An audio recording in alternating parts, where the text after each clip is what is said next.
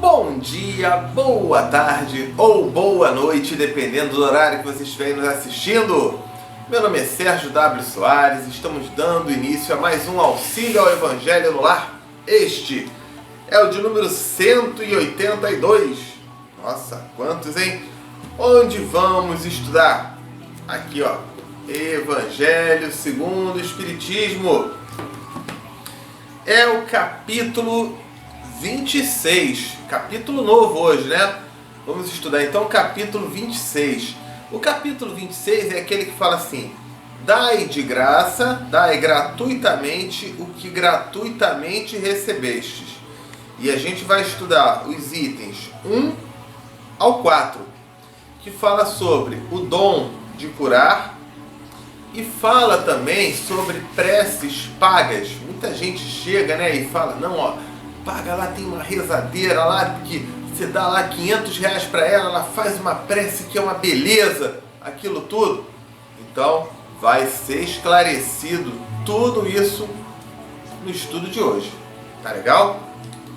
Bom, nossa página na internet, você tá vendo aí, ó, www.evangelionolar2012.blogspot.com. Essa página tem o quê? Toda sexta-feira um novo vídeo, um novo estudo. A gente coloca nessa página, além do passo a passo de como fazer o Evangelho no Lar, tudo mastigadinho para você, a gente coloca nessa página, nesse site, o texto do Evangelho. Hoje, esse texto do capítulo 26. A gente coloca o texto da página de preparo. Hoje, por exemplo, vai ser do livro Caminho, Verdade e Vida, livrinho do Emmanuel, que foi psicografado pelo Chico Xavier. Você encontra nessa página também o significado das palavrinhas mais difíceis. A gente coloca entre parênteses, para que você não fique aí tendo que estudar com o dicionário do lado, ou daqui a pouco você fala uma coisa e ninguém sabe o significado daquela palavra. Então fica tudo mastigadinho. Tem o passo a passo de como fazer o Evangelho no Lar. Tem o Tira Dúvidas. Se você tiver alguma dúvida, manda um e-mail pra gente. Não sabe qual é o e-mail? Anota aí, ó. Já está aparecendo aí, ó. Amor, perdão e fé @gmail.com. O e-mail já é uma mensagem, né? Amor, perdão e fé @gmail.com. Manda um e-mail. Se você quiser mandar o seu desabafo, né? Às vezes você quer conversar um pouco, não tem para quem com quem conversar, ou tirar uma dúvida, pode mandar um e-mail. Todos os e-mails são respondidos. Todos eles a gente responde. Então pode mandar. Se eu não responder é porque eu não vi ou porque não chegou, tá? Mas pode mandar que a gente vai responder, tá certo? Bom, para a turma que gosta do Facebook, você está vendo aí também, ó, facebook.com/Evangelho no Lar 2012. Entra lá, clica no curtir, clica no curtir na página, né, na nossa página. Curta a página, mas compartilhe todos os vídeos que a gente coloque. Compartilha, você se torna um instrumento de auxílio ao próximo, um instrumento de ajuda.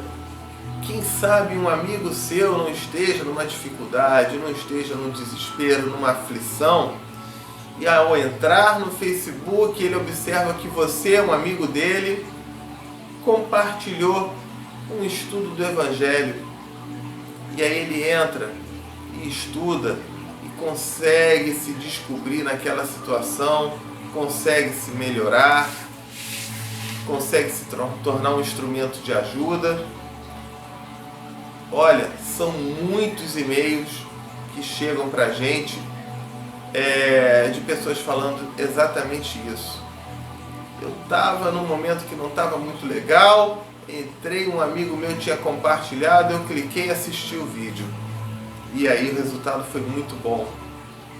E assisto toda semana e passei a fazer o Evangelho no Lar toda semana. Minha casa passou a receber um auxílio, um amparo espiritual, as coisas melhoraram e por aí vai. Então, ficou aí a dica, tá certo? Vamos então dar início ao estudo de hoje com a prece de abertura. Vamos lá! Querido Deus, Mestre Jesus, espiritualidade amiga e benfeitores, viemos neste momento agradecer por mais esta oportunidade que nos é dada para o estudo, o aprendizado, o conhecimento, o esclarecimento, o discernimento das coisas.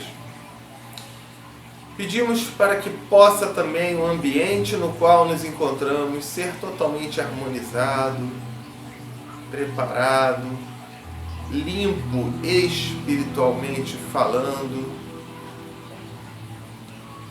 que todos aqueles aqui presentes, encarnados ou desencarnados, possam encontrar no estudo de hoje um pontinho de luz em seus caminhos.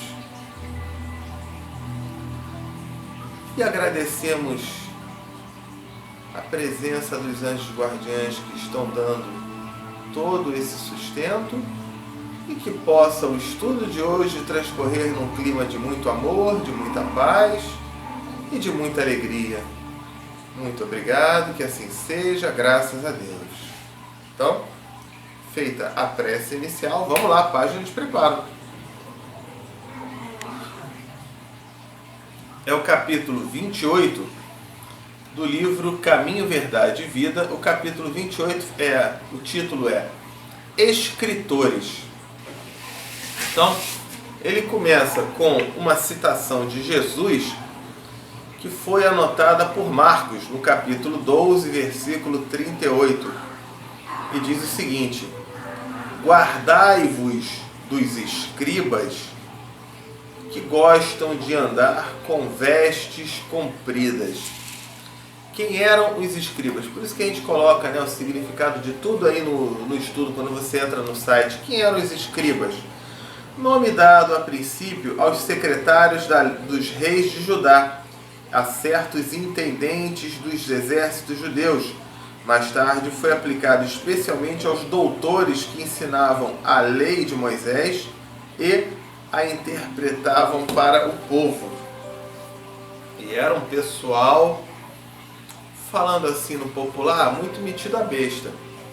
Achava que, por ser um conhecedor da lei, achava que o fato de conhecer a lei praticamente isentava de praticarem a lei. Então, era uma turma que não era muito fácil. Vaidade, um orgulho, uma coisa assim, que se colocava acima dos outros. Então vamos lá. As letras do mundo, o que o Emmanuel fala? As letras do mundo sempre estiveram cheias de escribas que gostam de andar com vestes compridas. Em nosso mundo sempre tem gente assim. No mundo espírita também tem. O cara se sente o máximo, se sente, eu sou bom, eu sou isso, eu sou aquilo. Jesus referia-se não só aos intelectuais ambiciosos, mas também aos escritores excêntricos. O que é uma pessoa excêntrica? É uma pessoa que age de modo estranho, ou incomum, fora dos padrões, daqueles padrões considerados normais, tá? Então, também os escritores excêntricos que, a pretexto de novidade, envenenam os espíritos com as suas concepções, o seu modo de entender, com as concepções doentias, oriundas da excessiva preocupação de originalidade. Ele chega e fala, caramba, para eu me destacar eu tenho que ser diferente, então eu tenho que fazer um negócio assim de doido. E aí você vê às vezes uma pessoa que vai psicografar. Gente, quem tem uma mediunidade e vai psicografar, eu na hora que eu vou psicografar, eu aqui do jeito que eu tô, eu vou, me concentro um pouquinho e vamos lá, vamos escrevendo. Algumas pessoas assim colocam a mão na testa para ajudar um pouquinho e tudo bem. Mas eu já vi gente que para psicografar psicografar na frente dos outros, que eu acendia um incenso, acendia uma vela, colocava um turbante e tinha que estar usando uma roupa com determinadas características, tinha que ter uma roda de pessoas ao redor ali, de mãos dadas, tudo isso para o cara psicografar. Será que isso vai fazer a mensagem chegar diferente? Imagina para o resto. Precisa isso tudo? Então, estou dando aí um exemplo, né? O cara se achava e aí tinha que estar todo mundo. Enfim, em vários lugares. Não vou falar, eu dei um exemplo do espírita que psicografa. Mas em todos os lugares, em igrejas, em templos, o cara chega, né? Hoje em dia, as pessoas que falam sobre religião, que falam sobre as ações de Jesus, muitas delas parecem estar mais preocupadas em se tornarem popstar. Tem uma página no Facebook com 2 milhões de curtidas, com todo mundo ali paparicando. Se tiver, e a ideia, a mensagem for boa, que tenha. A gente pode observar muito bem isso com o Papa Francisco e o antecessor dele, que muitos sequer lembram o nome, né? O antecessor, ele tinha que ter ali, né? Era aquela cadeira dele, era de ouro, era com aquele manto, com aquela capa vermelha, né? Aquilo tudo bem, era uma pessoa bem intencionada. Mas quando chegou o Papa Francisco, aquele trono, ele falou: tira esse monte de ouro aqui, bota um de madeira, bota uma cadeira de madeira, capa vermelhona, aquilo, deixa simples. E muitas vezes ele sai às ruas vestido com a roupa de padre comum, justamente para ele poder, da sua simplicidade. Olha aí, isso é um líder que tem essa humildade, que tem esses valores. E por favor, não é porque aqui a gente é espírita que a gente vai deixar de admirar um católico, um judeu, um pastor, um protestante, um evangélico, de qualquer. Se a ideia for boa, se o sentimento for bom, se a atitude, se o exemplo dado por aquela pessoa for boa, merece toda a nossa admiração e que a gente, inclusive, possa seguir esses exemplos. Vamos lá, então. É preciso fugir aos que matam a vida simples. O que a gente comentou, né? O tóxico intelectual... hoje eu tenho que ler com a lupa, está um pouquinho escuro aqui. O tóxico intelectual costuma arruinar numerosas existências. Há livros cuja função útil é a de manter aceso o archote, a tocha, a luz, a chama. Manter acesa a chama da vigilância nas almas de caráter solidificado nos ideais mais nobres da vida. Ainda agora, quando atravessamos tempos perturbados e difíceis para o homem, o mercado de ideias apresenta-se repleto de artigos deteriorados, desgastados, danificados, estragados, né? Pedindo a intervenção dos postos de higiene espiritual. Então ele comenta, né, que muita coisa vai se estragando por aí. As pessoas, quando...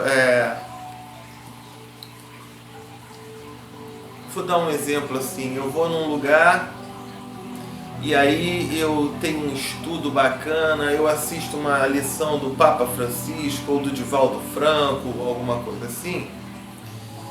E aí de repente eu vi que estavam vendendo ali uma pedrinha bonita, uma cor bonita, e eu comprei aquela pedrinha para eu poder ter como recordação daquele momento.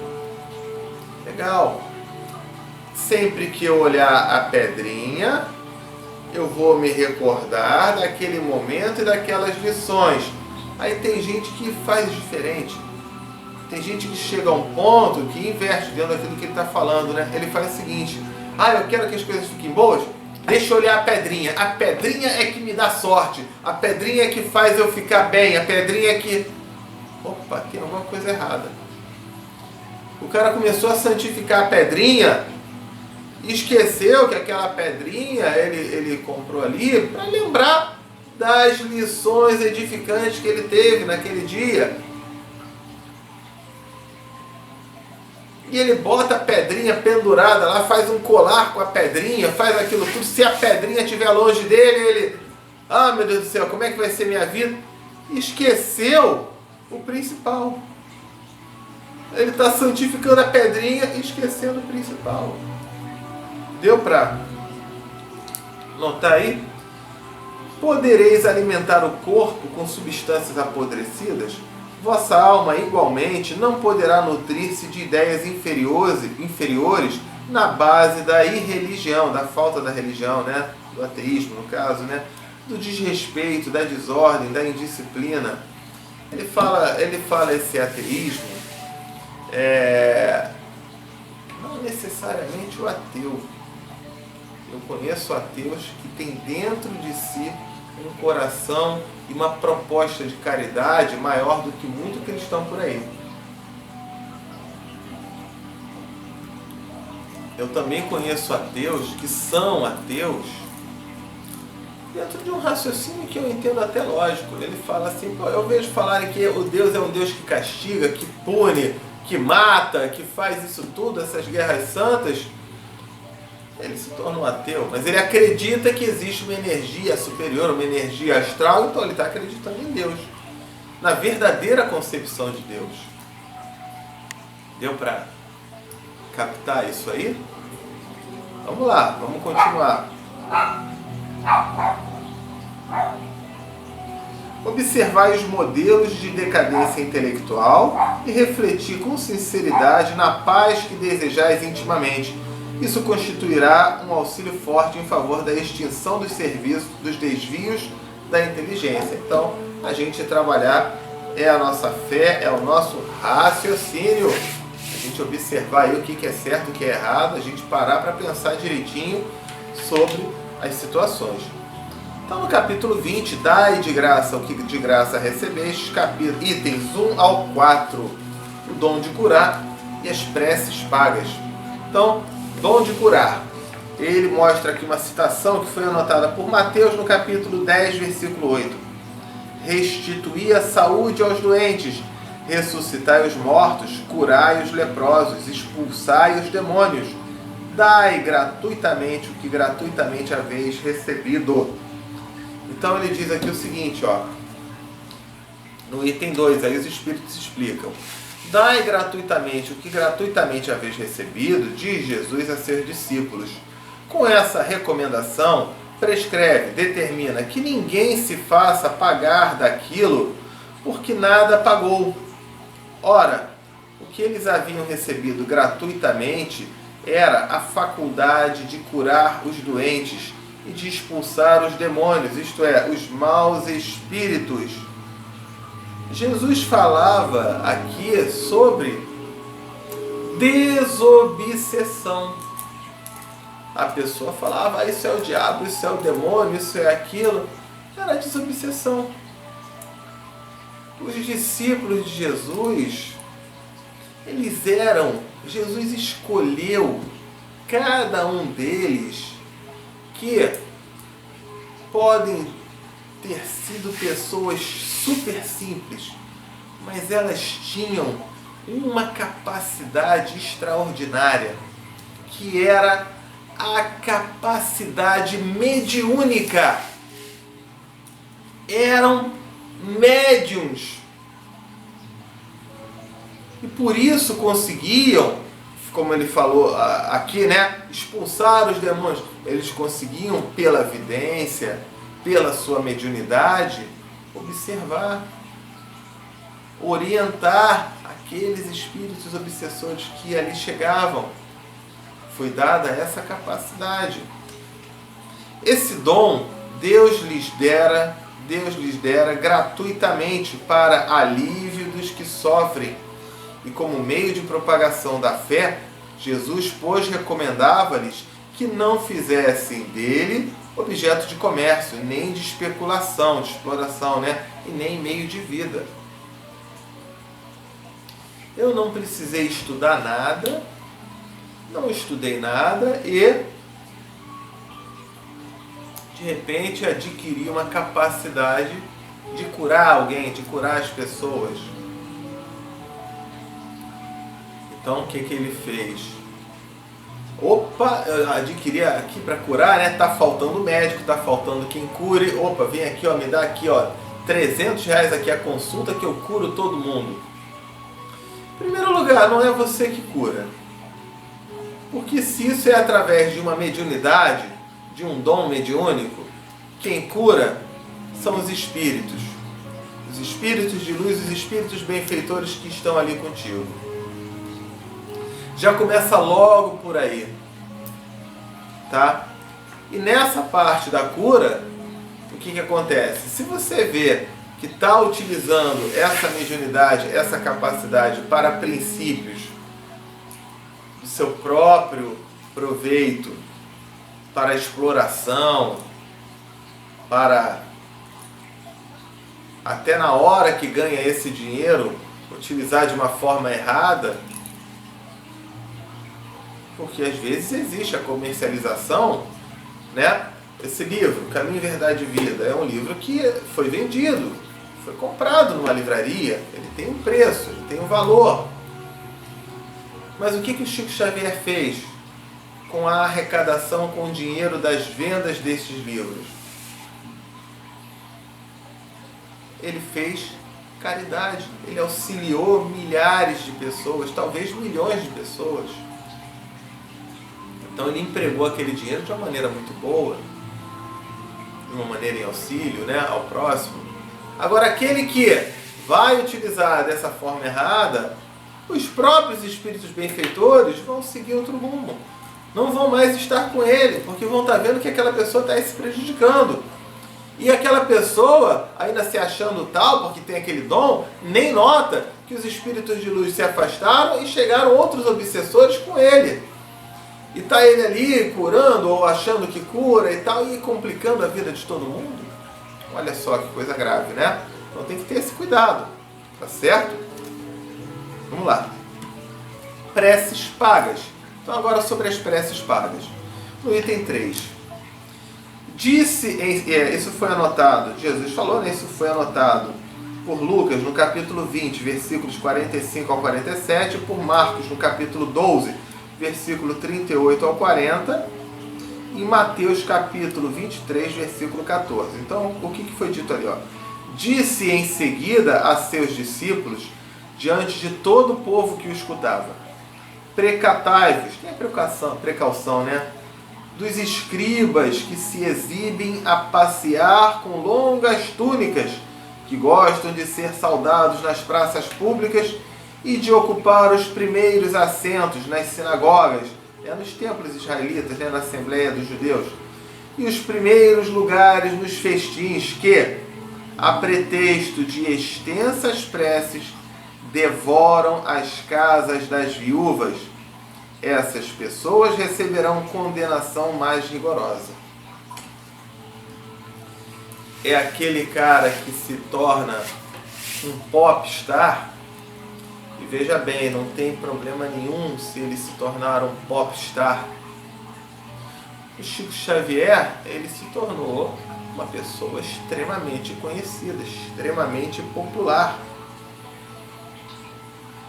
E manteve a sua humildade, manteve a sua simplicidade.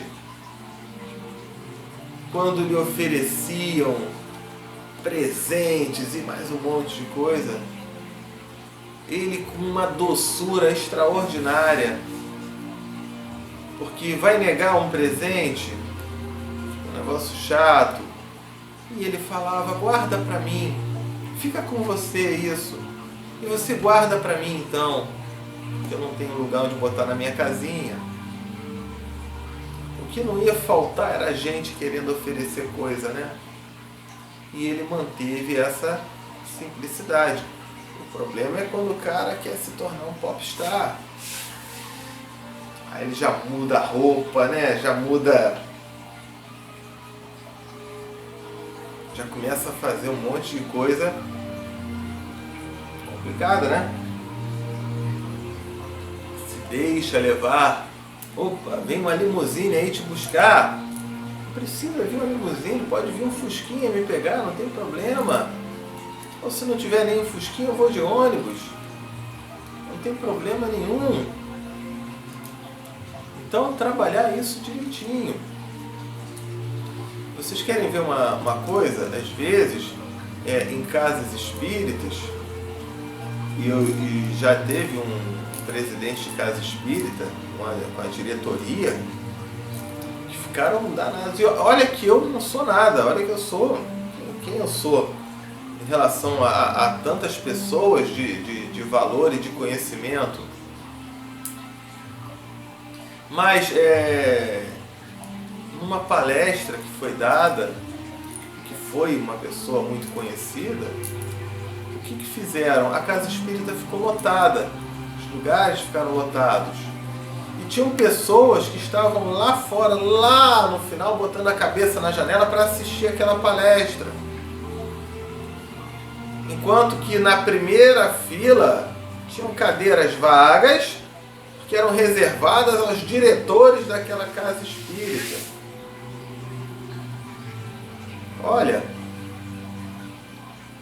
em primeiro lugar, se eles são diretores da casa espírita, a gente parte do princípio que são pessoas que têm maior conhecimento, maior estudo, maior esclarecimento, fazem os estudos sistematizados da doutrina espírita com muito mais frequência.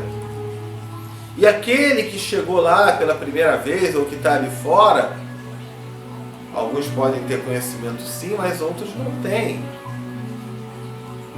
Vou falar de duas casas espíritas que eu vi atitudes bem diferentes. Então, numa, ficou o pessoal lá fora sem conseguir assistir, sem conseguir escutar, e lá na frente, nas 3 primeiras filas, cheio de lugar vago. Porque era do diretor, do presidente da casa. Será que tem alguma coisa errada? E numa outra casa espírita, já aconteceu o seguinte: os diretores, é lógico, tem um diretor que tem uma dificuldade de andar, que tem uma certa idade e tudo mais, fica na cadeirinha. Mas os diretores é que ficavam lá no fundo, para que as pessoas pudessem assistir bem de pertinho, sentarem ali, terem o conforto. E como não ia caber todo mundo, os diretores levantaram-se para ceder o lugar àqueles que chegavam e não tinha espaço para eles. Deu para captar aí a ideia, a diferença? Né? Eu acho que não precisa nem comentar sobre isso, né? Vamos lá. Disse também Jesus: não façais que vos paguem as vossas preces.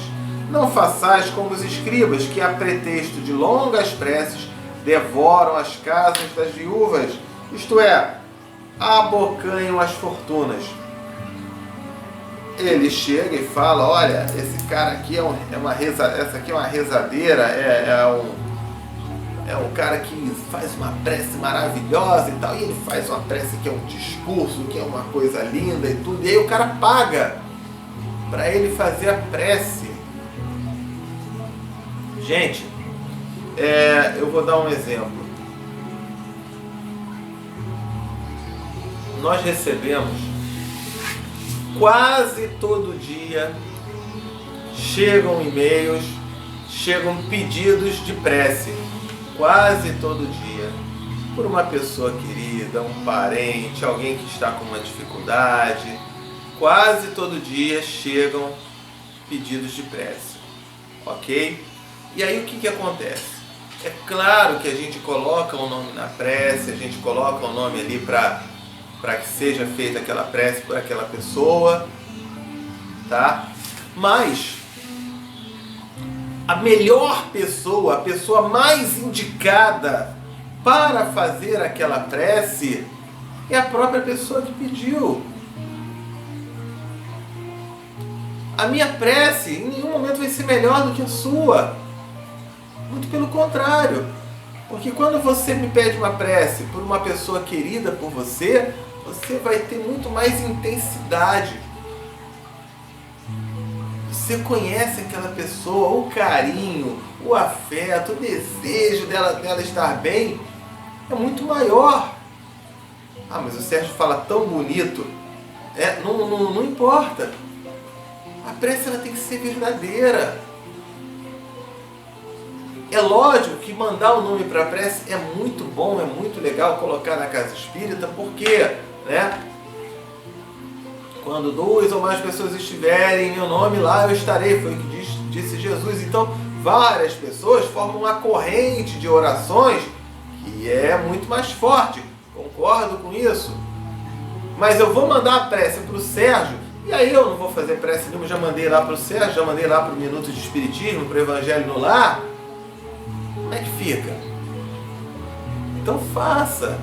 A prece da gente não é melhor do que a prece de ninguém. Tá certo? Vamos lá, vamos continuar. A prece é ato de caridade. É um arroubo. Arroubo é um êxtase, é um encanto do coração. Cobrar alguém que se dirige a Deus por outra pessoa, é transformar-se em intermediário assalariado. A prece, então, fica sendo uma fórmula cujo cumprimento se proporciona a soma que custe. Ora, uma de duas, das duas uma. Deus ou mede ou não mede as suas graças pelo número das palavras, e se estas forem necessárias em um grande número, por que dizê-la poucas ou quase nenhumas por aquele que não pode pagar? E falta de caridade. Se uma só basta, é inútil dizê-las em excesso. Por que então cobrá-las? É prevaricação, é corromper-se e agir de má fé. Então ele deixa bem claro isso. A pessoa está muito equivocada aí. Vou pagar R$1.000, R$2.000 para fazer uma prece. Você está equivocado. Então quer dizer que a prece virou uma coisa elitizada. Não. Não tem isso. Por favor, vamos botar os pezinhos no chão aí com relação a isso, tá? Deus não vende os benefícios que concede. Como, pois, um que não é sequer o distribuidor deles, como, pois, um que não é sequer o distribuidor deles, que não pode garantir a sua obtenção, cobraria um pedido que talvez nenhum resultado produza. Porque tudo não vem da providência de Deus, tudo não vem do alto, do planejamento, do plano espiritual. Se uma pessoa está doente e aquilo for um resgate, não vai ter prece que vai curar aquela pessoa. Porque seja feita a vossa vontade, a vontade de Deus e não a nossa. Então a pessoa tem que compreender. Eu não posso garantir que a prece vai curar aquela pessoa. Não posso. Então como é que a pessoa vai cobrar e vai falar isso? Ela está fazendo uma grande besteira. Não é possível que Deus subordine um ato de demência, de bondade ou de justiça que da sua misericórdia se solicite a uma soma de dinheiro. Do contrário, se a soma fosse paga ou fosse insuficiente, a justiça, a bondade e a demência de Deus ficariam em suspenso. A razão, o bom senso e a lógica dizem ser impossível que Deus, a perfeição absoluta, delegue, confie a criaturas imperfeitas o direito de estabelecer preço para a sua justiça. A justiça de Deus é como um sol, é como o sol. Existe para todos, para o pobre, para o rico, pois que se considera imoral traficar com as graças de um soberano da terra, poder-se-á ter por lícito, legal, o comércio com as do soberano do universo. Ou seja, eu me vender por uma outra pessoa aqui na terra já é ilegal, ainda mais em nome de Deus. Eu estou cometendo um engano aí que depois eu vou me arrepender. E a gente vê muitas igrejas, muitos templos religiosos que fazem isso, direto, Então, tem que ter aí um cuidado com relação a isso, ok? Ainda outro inconveniente apresento às preces pagas é que aquele que as compra se julga, mais das vezes, dispensado de orar ele próprio, porquanto se considera quite, né? Quitou o débito, desde que deu o seu dinheiro. Ah, eu paguei, tô pagando, então para que eu vou fazer a prece? Eu tô pagando para ele lá fazer a prece para mim, então beleza, vou embora, não preciso fazer prece, não preciso fazer nada, já paguei para o fulano fazer, tá tudo bem feito. É um erro, nossa, de proporções astronômicas. Sabe-se que os espíritos se sentem tocados pelo fervor de quem por eles se interessa. Qual pode ser o fervor daquele que comete a terceiros o encargo de por ele orar mediante dinheiro, né? Paga, né? Qual o fervor desse terceiro quando delega o seu mandato a outro, este a outro e assim por diante? Não será isso reduzir a eficácia da prece ao valor de uma moeda em curso? Então, vamos lá. Tem gente que faz uma tabela, né? Prece para arranjar emprego, R$100. Não, tá sem emprego, né? Então tem que ser mais barato, R$50. Prece para poder curar, R$100. Prece para poder ganhar na loteria, R$300. E coloca uma tabela. Descobrir que a verdadeira prece, a verdadeira luz vem de nossos corações, de nossas atitudes, dos valores do amor, da fé, do perdão, da caridade, do auxílio. Não tem preço, como diria aquele comercial de TV. Então, é esse aí o estudo, tá bom? Vamos lá. Hora de fazer aquela prece. Olha, prece pelas pessoas queridas, encarnadas ou desencarnadas. Eu começo a prece, quando eu disser para pausar, vocês mencionem aí o nome das pessoas, tá ok? Então vamos lá.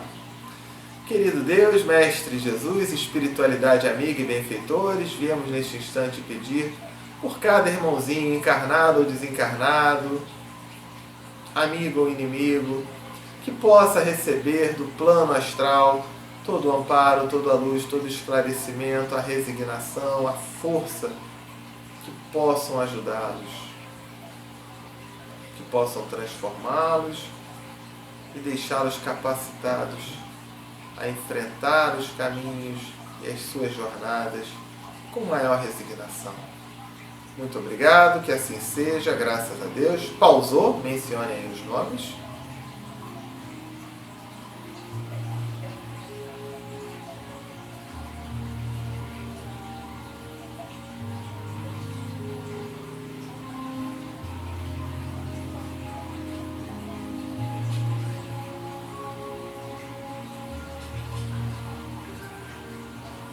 Soltou o pause. Fluidificação da água. Ó, você está vendo aí, ó, Minutos de Espiritismo. Procura o programa 23. Tudo sobre fluidificação da água tem aí, tá bom? Então vamos lá. Pegou a jarra aí, o copo, o vasilhame, coloca as mãos em cima, né, dessa jarra, apontando ali para a água. E vamos fazer a prece. Querido Deus, Mestre Jesus, espiritualidade amiga e benfeitores, viemos neste instante pedir-lhes para que possa esta água, neste instante, receber as melhores energias, os melhores fluidos, de maneira que, com essas vibrações, possa nos auxiliar e trazer a cada um de nós exatamente aquilo que estivermos precisando ao bebermos desta água. Muito obrigado, que assim seja, graças a Deus. Então, coloquei aqui a água.